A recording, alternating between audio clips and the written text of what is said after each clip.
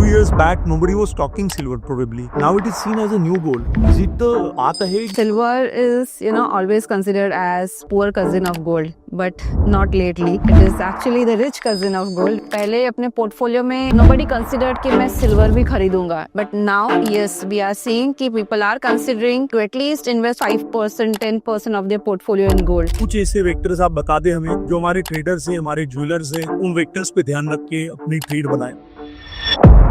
क्या सिल्वर भी सेफ है ट्रेडर्स के लिए? गोल्ड तो काफी सेफ है इन्वेस्टर्स के लिए भी। सिल्वर इज कंसिडर्ड सेफ अगर आप उसे कंपेयर करेंगे गोल्ड के साथ। एक आपको ट्रेडिंग टिप बताऊं, जब जो सेल ऑफ आता है सिल्वर में तो बहुत पकड़ना इजी होता है। अगर आपने सेल किया within half an hour to 1 hour it will fall by points आपकी आंखों के सामने। एक जब निफ्टी ट्रेडर काम कर रहा होगा तो उसके लिए क्या सिल्वर में ट्रेड करते हुए कोई अलग फैक्टर्स है जिनका उन्हें ध्यान रखना चाहिए? क्या ये आसान है उन लोगों के लिए?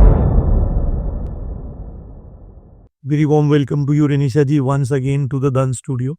It has been a wonderful conversation with you. Last time आप आए थे and the way you have helped our users understanding gold, decoding gold, and the strategies which you said.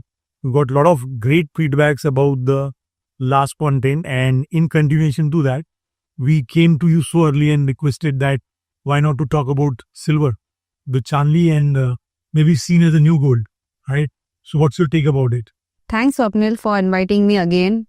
It's always a pleasure to be with you and talk about various precious metals. Yes, I'm very excited again to be talking about silver today, and definitely it's going to be a new gold in coming days. So let's get started. Yeah. So silver, amazing returns, the way it is moving, the way prices are going up. Few years back, nobody was talking silver probably. Now it is seen as a new gold. Is it the path ahead? Is that a scope? And one more thing, very attached to it, both prices have been moving together. Will that continue? Yes, silver is, always considered as a poor cousin of gold. पहले कहा जाता था, but not lately. It is not poor cousin of gold now, and it is actually the rich cousin of gold. It is going parallel with gold. हमने देखा है कि जिस तरह से गोल्ड ने आउट परफॉर्म किया है 2025 में, सिमिलर रिटर्न्स सिल्वर से भी आते हुए देखे गए हैं। एंड जिस तरह से लास्ट 2-3 सालों से सिल्वर ने परफॉर्म किया है, it has been phenomenal. And you rightly said कि पहले अपने पोर्टफोलियो में जब कोई फाइनेंशियल प्लानिंग करता था तो नोबडी कंसिडर्ड कि मैं सिल्वर भी खरीदूंगा। इट इज ऑलवेज कि equities, debt, some amount of gold. Silver के बारे में कोई बात नहीं करता था। But now yes, we are seeing कि people are considering to at least invest 5%, 10% of their portfolio in gold, silver. तो जिस तरह से फिनोमिनल रिटर्न्स रहे हैं, जिस तरह से प्राइस राइज आया है, and people are gradually understanding क्या सिल्वर मार्केट है, क्या फैक्टर्स ड्राइव करते हैं, अवेयरनेस बढ़ रही है। We are seeing good source of new incomes, new savings going into silver market.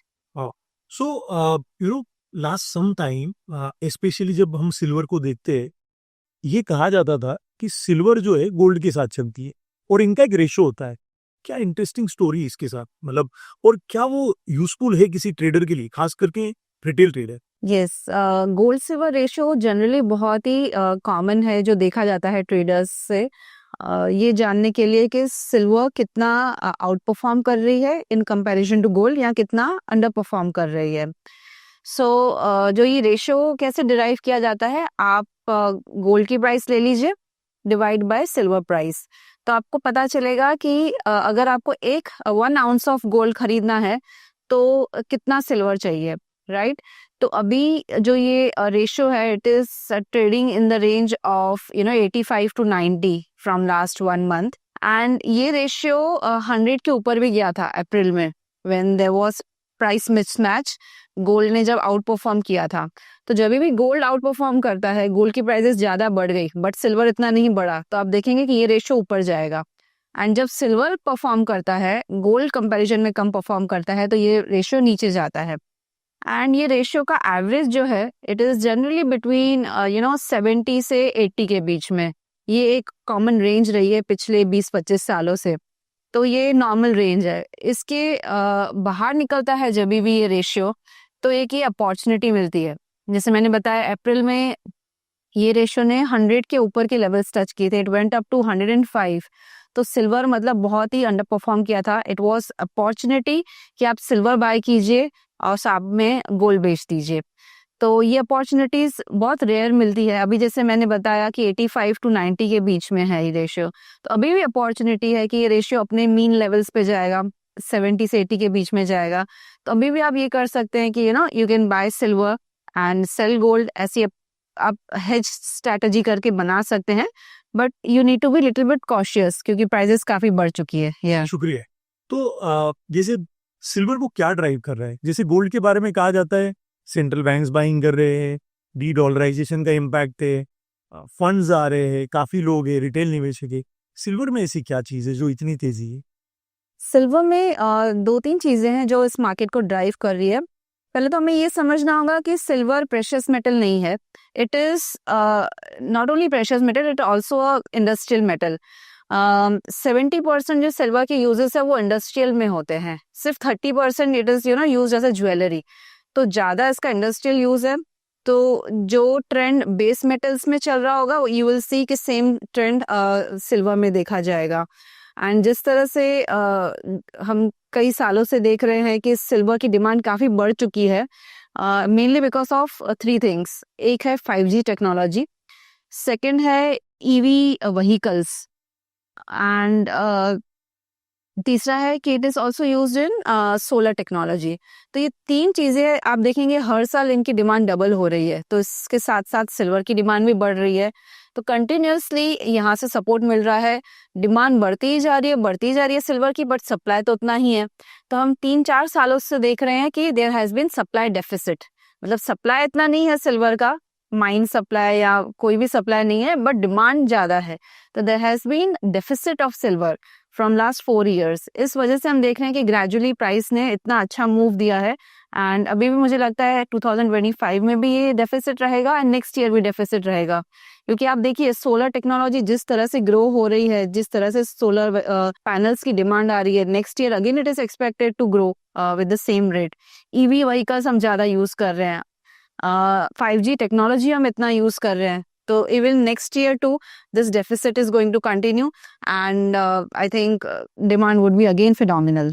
तो रनीशा जी, हम बात कर रहे थे कि सिल्वर को लेकर के, सिल्वर जैसे आपने अभी थोड़ी देर पहले बताया कि सिल्वर का बेस मेटल से भी रिलेटिवनेस देखा जाता है, उसकी डिमांड सप्लाई से भी देखा जाता है, और उससे थोड़ी देर पहले आप ये भी कह रहे थे कि गोल्ड सिल्वर रेशो भी है। तो क्या ये दोनों चीजें ट्रैक करनी चाहिए रिटेल ट्रेडर को, या रिटेल ट्रेडर को इन चीजों पे ध्यान नहीं देना चाहिए? सी मैंने जैसे बोला कि सिल्वर एक इंडस्ट्रियल कमोडिटी भी है, क्योंकि सिल्वर एक बाय प्रोडक्ट है। जब भी बेस मेटल का प्रोडक्शन होता है, जैसे कोई कॉपर माइन है, तो उसमें आप देखेंगे कि बाय प्रोडक्ट में जिंक भी निकलेगा, सिल्वर भी निकलेगा। जी, ठीक है।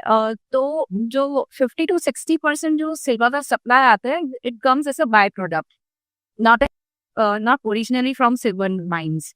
तो कॉपर के माइन सप्लाई में या फिर दूसरे कई मेटल्स है, उनके माइन सप्लाई में आप देखेंगे silver is a by product. तो इसीलिए इम्पोर्टेंट है कि बेस मेटल्स में क्या ट्रेंड है वो देखा जाता है। अगर बेस मेटल की प्राइसेस बढ़ रही है तो साथ में सिल्वर की प्राइस भी बढ़ेगी, वो सपोर्ट मिलेगा। काफी टाइम से हम देख रहे थे कि सिल्वर की प्राइस इतनी नहीं बढ़ रही थी, इनफैक्ट बिकॉज की कॉपर की प्राइस नहीं बढ़ रही थी। तो यस, कई रेशियोज मार्केट प्लेयर्स देखते हैं, कई लोग कॉपर टू सिल्वर का रेशियो भी देखते हैं। और बेस मेटल्स में सबसे बड़ा जो प्लेयर है, जो जहाँ से डिमांड आती है, दैट इज चाइना। जैसे हम बोल रहे हैं, कुछ भी हमें मैक्रो इकोनॉमिक नंबर्स देखने हो या कंडीशन देखनी हो तो हम यूएस का देखते हैं, right? But base metals means always China. It is the largest consumer and producer of base metals. तो हमेशा ये देखा जाता है कि चाइना में कैसी सिचुएशन है, चाइना से कितनी डिमांड आ रही है, वहाँ की इकोनॉमी कैसे ग्रो हो रही है, तो वो बेस मेटल्स को भी इम्पैक्ट करेगा, सिल्वर को भी इम्पैक्ट करेगा। तो यस, अगर आप सिल्वर ट्रैक कर रहे हैं तो आपको दोनों चीजें जानना जरूरी है कि गोल्ड मार्केट में क्या हो रहा है एंड बेस मेटल्स मार्केट में क्या हो रहा मानता हूँ है। काफी आसानी से दोनों कंट्रीज के डेटा हम देख सकते हैं और प्राइसेस भी देख सकते हैं। तो जैसे मान लीजिए आज इंडिया में, क्योंकि हम इंडिया में हैं, यहाँ पे हमारे यहाँ जो भी ट्रेडर्स है वह निफ्टी भी बहुत बड़ी टॉप है। लोगों के माइंड में गोल्ड काफी बड़ा एक सब्जेक्ट है, गोल्ड काफी बड़ा सब्जेक्ट है। आज हम बात कर रहे हैं सिल्वर की लेके। तो एक जब निफ्टी ट्रेडर काम कर रहा होगा तो उसके लिए क्या सिल्वर में ट्रेड करते वक्त कोई अलग फैक्टर्स है जिनका उन्हें ध्यान रखना चाहिए? क्या ये आसान है उन लोगों के लिए या मुश्किल? आई थिंक ऑलमोस्ट सेम है। जो निफ्टी में ट्रेड करता है वो मार्केट्स देख रहा है फ्रॉम 9 to 3:30। वो ऑलरेडी सम डेटास जो मॉर्निंग सेशन में आ रहे हैं वो ऑलरेडी देख रहा है। चाइना के नंबर्स के आप देखेंगे मॉर्निंग में ही आ जाते हैं because it is parallel to Indian markets. उसे जो एक्स्ट्रा थोड़ा ट्रैक करना है वो है यूएस का मार्केट। एंड जिस तरह से commodity market is there from 9 to 11:30, तो उसे ज़्यादा टाइम मिलता है ट्रेड करने का, ज़्यादा अपॉर्चुनिटीज मिलती है। European session, then Asian session, then US session, 3 बार अलग अलग अपॉर्चुनिटीज मिलती है। वॉलेटिलिटी आती है प्राइसेस में, तो ज़्यादा अपॉर्चुनिटीज इनफैक्ट मिलती है। जो निफ्टी में ट्रेड करता है वो सिल्वर में भी अच्छी तरीके से ट्रेड कर सकता है।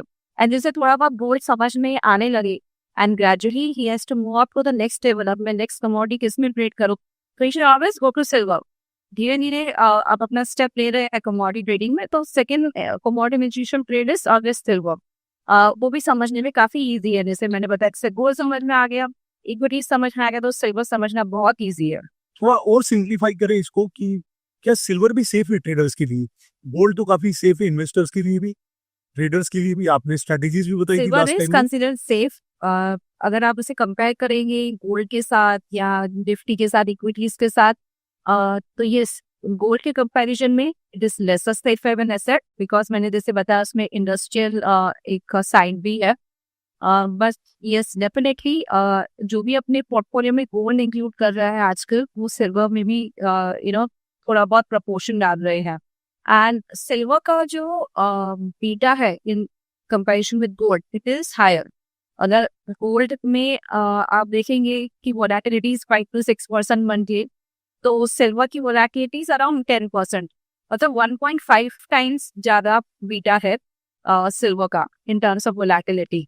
तो जिसे शार्प मूव्स पसंद है, जो ट्रेडर्स को वोलेटिलिटी पसंद है, वो आपको सिल्वर में बहुत अच्छी मिलती है। और मैं एक आपको ट्रेडिंग टिप बताऊं, जब आपको लगे कि silver is going to fall, जब जो सेल ऑफ आता है सिल्वर में, वो बहुत पकड़ना इजी होता है। अगर आपने सेल किया within half an hour to 1 hour, it will fall by 1000 points आपकी आंखों के सामने।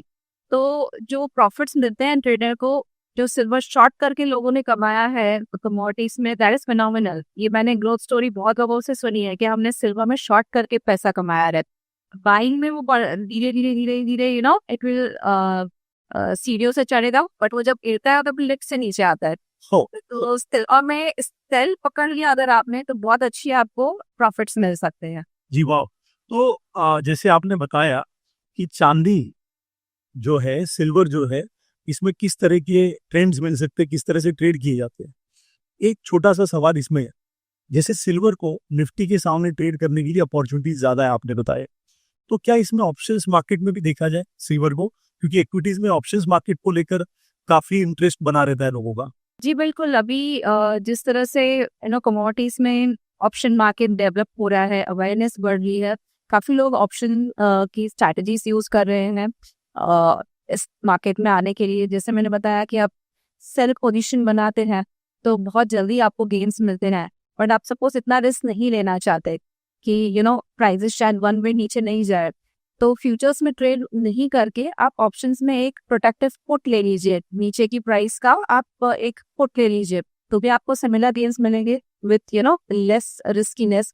जैसे अभी प्राइस 1,30,000 चल रही है एंड अगर एक्सपेक्ट कर रहे हैं मार्केट में कि 1,20,000 आ जाएगी, तो आप 1,20,000 में पुट खरीद लीजिए। तो उससे भी काफी अच्छा आपको अच्छी अपॉर्चुनिटी मिलती है। With less risk you get good gains. Option आजकल बहुत ही लोग यूज कर रहे हैं टू गेट दैट वोलेटिलिटी। फिर स्ट्रैडल्स भी काफी लोग यूज करते हैं, क्योंकि वोलेटिलिटी को पकड़ना हो तो you can play on strangles, triangles. तो ये 3 चीज़ें काफ़ी यूज़ होती है। सिल्वर में main it is known for volatility. तो प्रोटेक्टिव पुट ले लीजिए, कवर्ड कॉल ले लीजिए अगर वन साइडेड आपका व्यू है।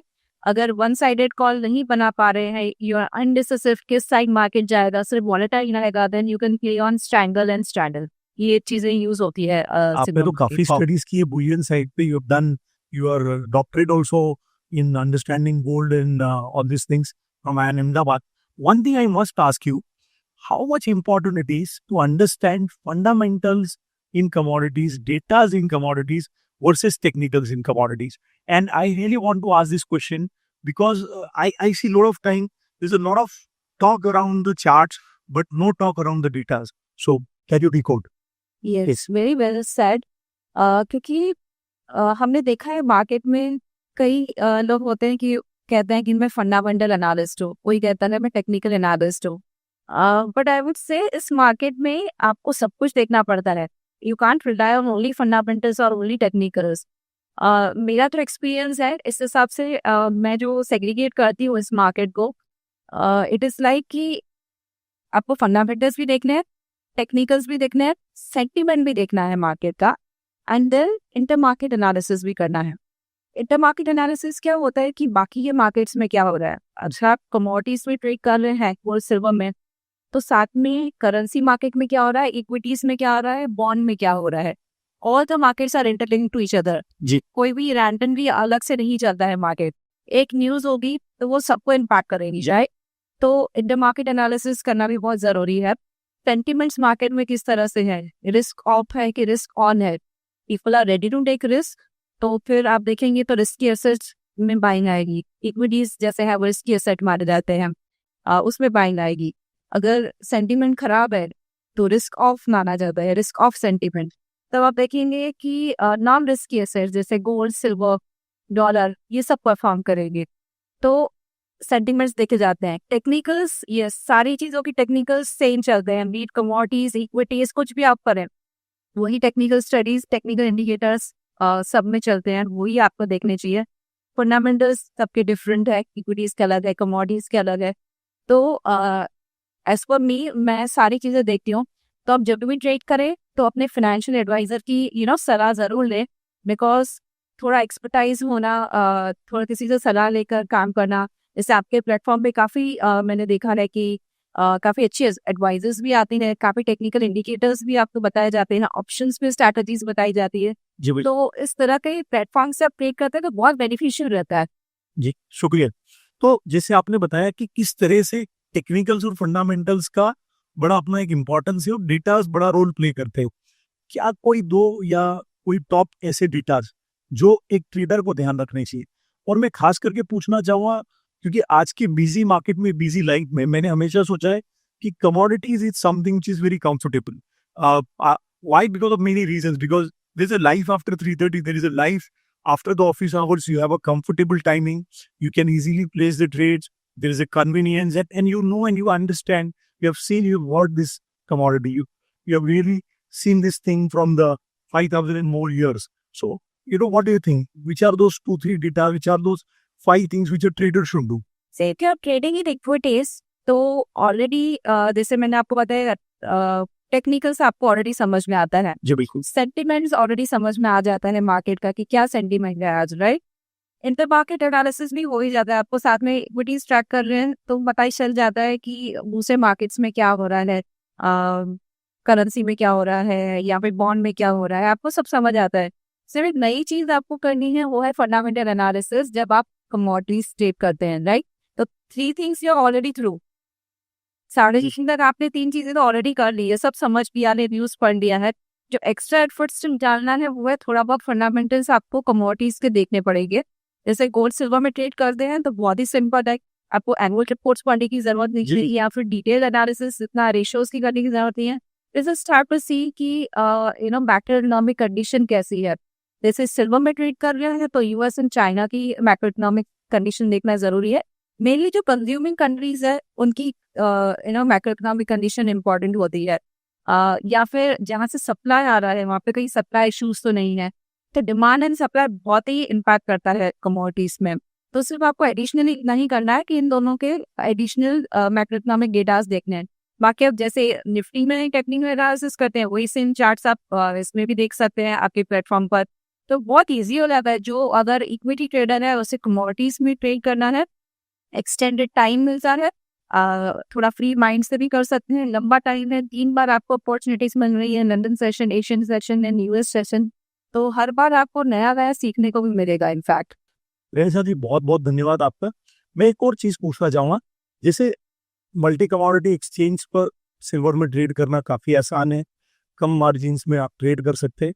इन्वेस्टर्स के लिए क्या है इस दिवाली पे, क्या उनके लिए भी कोई एवेन्यूज है, किस तरह से वो इस दिवाली पे, क्योंकि सोने के मुकाबले चांदी का मूल्य प्राइजेस कम होने के कारण काफी लोग उसको ऑल्टरनेटिव इन्वेस्टमेंट के तरह से देखते हैं। काफी बार मैं सुनता हूँ सोसाइटी में, कम्युनिटीज में, कि लोग silver as an alternative gifting options को देखते हैं। तो आपका क्या कमेंट है, और क्या कोई और ऐसे वेन्यूज है जहाँ एक रिटेल निवेशक पैसे लगा सकता है? इस फेस्टिवल सीजन में हमने जनरली देखा है जो गिफ्टिंग पर्पस में सबसे ज्यादा चीज यूज होती है वो है सिल्वर। एंड इंडिया में बहुत बड़ा मार्केट है सिल्वर का। ऑलमोस्ट हमने देखा है कि जो गोल्ड अफोर्ड नहीं कर सकते हैं गिफ्ट में, वो सिल्वर तो जरूर एक दूसरे को गिफ्ट करेंगे। एंड अगर आप इन्वेस्टमेंट की बात करें तो साल में ऐसे 2 मौके आते हैं जब आपको सिल्वर में इन्वेस्टमेंट करना चाहिए। 2 ऑस्पिशियस डेज है, जैसे एक अक्षय तृतीया है एंड दूसरा है धनतेरस, दिवाली। ये दोनों मौके पर गोल्ड सिल्वर दोनों में आप फिजिकल इन्वेस्टमेंट करना बहुत ऑस्पिशियस माना जाता है। तो जरूर फिजिकल वे में आप बाय कीजिए। बट अभी हमारे पास कई इन्वेस्टमेंट एवेन्यूज अवेलेबल है। अगर आपको डिजिटल वे में बाय करना है, इन्वेस्ट करना है सिल्वर में, तो now we have silver ETFs and we also have digital silver, right. तो जहाँ पे आप डिजिटल वे में इन्वेस्टमेंट की तरह खरीद सकते हैं, जहाँ पे आपको स्टोरेज की और सिक्योरिटी के कंसर्न्स नहीं है। Any time you want to buy and sell, liquidity भी बहुत अच्छी मिलती है। तो ये तरीके आजकल यंग इन्वेस्टर्स यूज कर रहे हैं, आपको ये जरूर यूज करने चाहिए। तो अगर मैं किसी को सलाह दूं कि आप किस तरह से सिल्वर अपने पोर्टफोलियो में डालें, तो I would say physically buy कीजिए जब ऑस्पिशियस डेट है।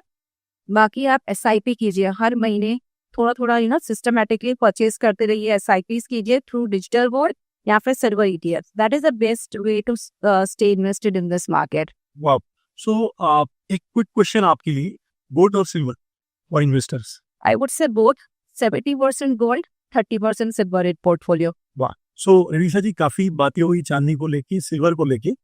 सिल्वर में FNO ट्रेड्स एक तरीका है, और कोई तरीका है जो इस फास्टेस्ट ग्रोइंग एरा में कोई ट्रेडर्स, कोई इन्वेस्टर जिसे यूज करके इन्वेस्ट कर सकते हैं? यस, आई थिंक पहले इन्वेस्टमेंट एवेन्यूज काफी कम हुआ करते थे। अगर आपको सिल्वर लेना है तो सिर्फ you can think of buying silver की ज्वेलरी खरीद ली, या पेंसिल खरीद लिया, या फिर उसका बार खरीद लिया, या कॉइन खरीद लिया। बट अभी हमारे पास 2 और ऑप्शंस है, सिल्वर ETF है एंड डिजिटल सिल्वर है। अभी तक इतनी अवेयरनेस नहीं है शायद मार्केट में इन 2 मीडियम्स की। सिल्वर ETF में हमारे पास ऑलमोस्ट 12 कंपनीज है जो सिल्वर ETF सेल कर रही है। डिजिटल सिल्वर में Augmont is one of the best player, best platform जहाँ पे आप डिजिटल सिल्वर खरीद सकते हैं। एंड 24/7 इनफैक्ट आपको जब भी सिल्वर खरीदना हो with low as 10 rupees you can start your savings. आपको SIP करना है या लमसम अमाउंट में खरीदना है, with all that security, storage concerns, आपको कुछ भी फेस नहीं करने, you can buy silver with just few clicks. So now it has become very easy for everyone, for young millennials to stay invested in this market, to either buy digital gold or digital silver with just few clicks and with their mobile number. Even Demat account is also not necessary. So this is now becoming the favor of the investment, जहाँ पे लोग आकर digital gold, digital silver में invest कर रहे हैं, SIPs कर रहे हैं, आगे चल के उसको रिडीम भी कर रहे हैं। रिडीम में they are again 3 options, cash में रिडीम करें, ज्वेलरी खरीदें उसकी, या फिर बार्स एंड कॉइन्स खरीदें। तो काफ़ी रिडीम्शन ऑप्शंस भी अवेलेबल है। तो आपका इन्वेस्टमेंट भी हो जाता है, आगे चल के आपका कोई एसेट भी बन जाता है। अगर आप बार्स में उसके कन्वर्ट करते तो आपने एक एक्चुअली सिल्वर बार खरीद लिया धीरे धीरे करके, विद जस्ट 100 रुपीज़ का आपका इन्वेस्टमेंट आपने ग्रेजुअली करके एक बड़ी चीज़ खरीदी। तो ये काफी आजकल फ्लेवर ऑफ द इन्वेस्टमेंट रह रहा है।